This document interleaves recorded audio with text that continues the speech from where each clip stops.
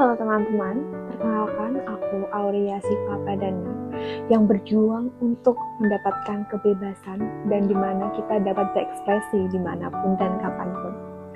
Oke teman-teman, di sini aku bakal ngejelasin apa yang menjadi aktivitas yang menjadi penyemangat aku, dimana aku selalu berekspresif dan selalu memberikan seperti hal dimana aku harus positif dengan orang-orang di sekitar. Dan bagaimanapun, apapun ada masalah di dalam diriku, eksternal maupun internal, itu tidak aku ekspresikan kepada teman-teman, tapi akan selalu aku simpan supaya orang tidak menyerap energi negatif yang aku sedang lalui hari ini. Dan bagaimana sih kita mengendalikan hal tersebut dan bagaimana cara keberhasilannya melalui cara tips Siva.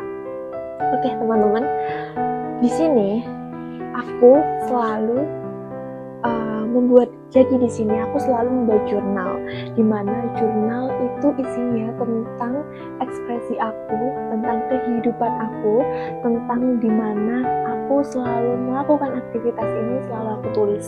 Nah biasanya kalau ada hal-hal di mana itu di luar nalar aku, misal mau sedih, senang, kecewa ataupun itu, aku selalu menulis di sini teman-teman.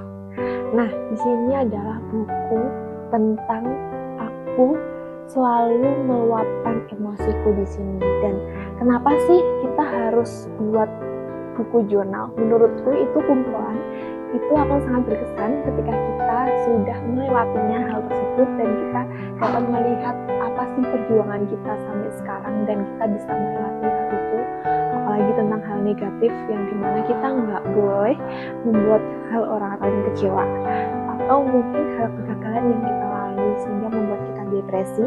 Nah, aku selalu tuangin di journaling yang pertama, yaitu journaling.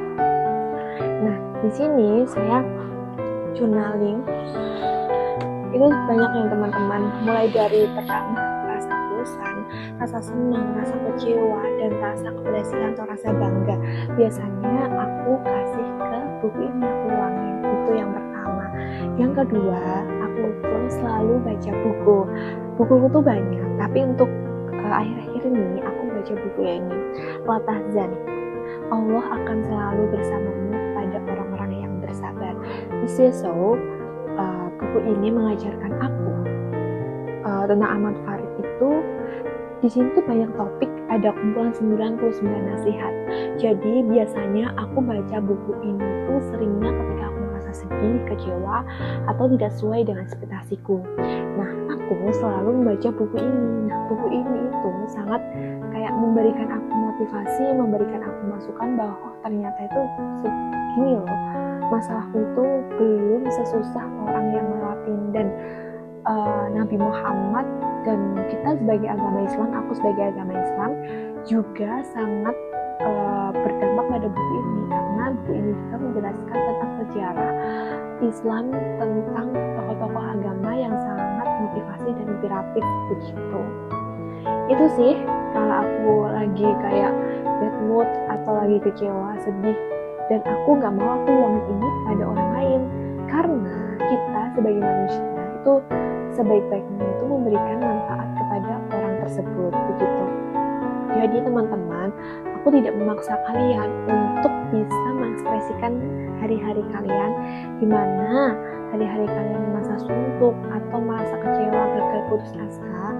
That's okay, kalian gak apa-apa luapin itu ke orang. Tapi ingat teman-teman, sebagai kita manusia sebaik-baiknya, kita harus mengendalikan hal tersebut dengan cara yang kita senangi begitu. Karena ketika kita semakin untuk menaruh rasa negatif itu tidak bisa dikendalikan, itu akan membuat rasa sakit, dan itu sistem tubuh secara otomatis menurunkan kekebalan tubuh, sehingga pada akhirnya kamu akan merasa depresi, cemas, dan timbul tanda-tanda gejala penyakit yang lain begitu. Jadi teman-teman, untuk manajemen kehidupan aktivitas yang kadang di luar kendali kita dan kadang sesuai dengan apa kehendak kita, itu harus diekspresikan dengan cara yang benar begitu. Karena menurut Nabi Muhammad pernah berkata ya, atau mungkin kita pernah nih, Nabi Muhammad pernah bilang seperti ini, jadilah manusia sebaik-baiknya untuk bermanfaat bagi orang lain. Kita bisa melihat seperti contoh Nabi Muhammad ketika kecil gitu. Dia dari kecil udah ditinggal dari orang tuanya, lalu dia diasuh dari saudaranya, lalu untuk lingkungannya pun banyak yang tidak mendukung beliau, dan pada akhirnya dia mencari